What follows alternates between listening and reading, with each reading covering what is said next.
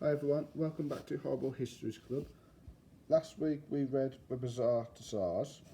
This week we're looking at the terrible Tudors, more specifically Miserable Mary.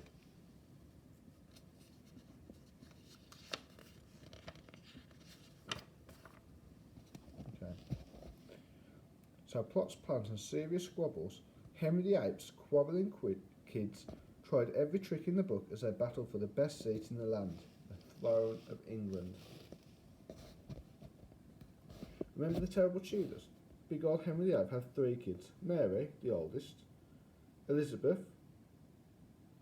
and the weedy little Edward. Like all brothers and sisters, they fought. But because they were Tudors, they were fighting nastier than normal. At this time there were lots of arguments going on about religion. The Catholics thought the Pope should be in control of the church, and the Protestants didn't, and their arguments led to fights and even wars. Mary's Spanish mum, Catherine of Aragon, brought her up as a good Catholic. Edward, on the other hand, was brought up a Protestant. He was a Catholic-hating young man. Edward was also God-fearing, which was just as well because he'd be meeting him soon. Of course, Mary and Ed got into big arguments about religion. Elizabeth kept out the arguments. When Henry VIII died, Edward took the throne and became King Edward VI. Mary was not pleased. As Edward was only 9 years old, the creepy Duke of Northumberland was there to help him rule. He was a Protestant and passed all kind of anti-Catholic laws. Northumberland knew what was coming to him if Ed died, and Catholic Mary became queen, so he kept Ed alive with nasty potions that made him feeling worse than ever. As Northumberland was unpopular, rumours spread that he had killed Edward. A huge crowd marched to the palace and demanded to see the king.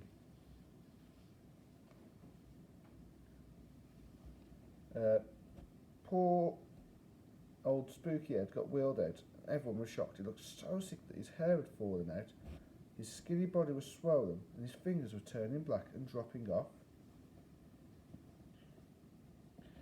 People thought that Northumberland was trying to poison Edward, so the dastardly Duke tried to put the blame on Mary, but the public weren't buying it. Actually, Tudor medicine did contain the poison arsenic, but that's not really the point. Mary was popular at this time, and no one believed Northumberland, and he knew he'd be in big trouble unless...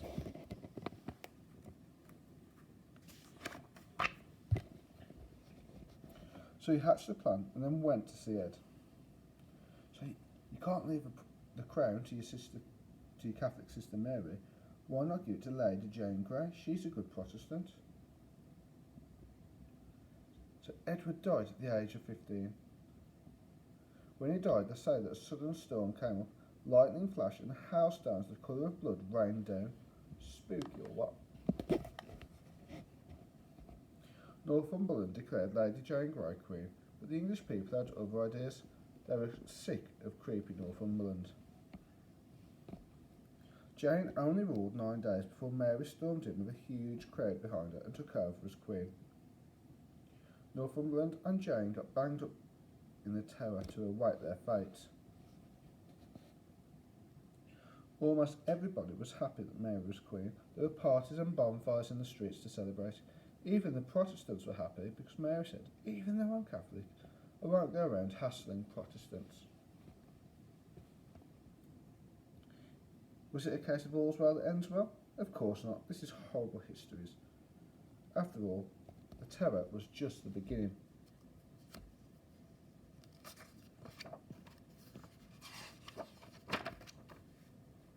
Okay, the sizzling steak. A dry moat beside a college in Oxford was the unlikely site of some of Mary's most hot and horrific acts. 3 bishops got bait there by orders of the Queen herself. Local traders took advantage of the Gawley gathering by setting up stalls to sell Tudor chews. Cooking outdoors always made people peckish. Hundreds of people crowded round to see the bishops burn. The crowd admired the ones who kept their cool in the fire. Important nobles got front row seats for each of the bishops' bonfires. And how's that for a seat beside an open fire? Here we are, we can see the bishops on the fire. Archbishop Thomas Cranmer was one of the churchmen who got turned into charcoal in Oxford. Cranmer was supposed to have been stripped into his undies and walked to the stake bravely. Big bullying soldiers held back the eager crowds. The burnings didn't stop people being Protestants. In fact, it made some of them more determined to stay that way. But if they wanted to buy a banned book, they had to be very careful. Some people used the burnings as a good excuse for a bit of Protestant bashing.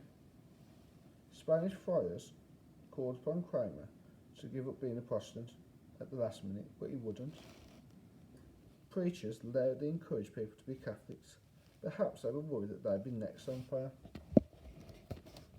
Okay, that's it for today's Horrible History Club. Hope you enjoyed it. Hope you're all safe. And tune in next week for the next one. Thank you.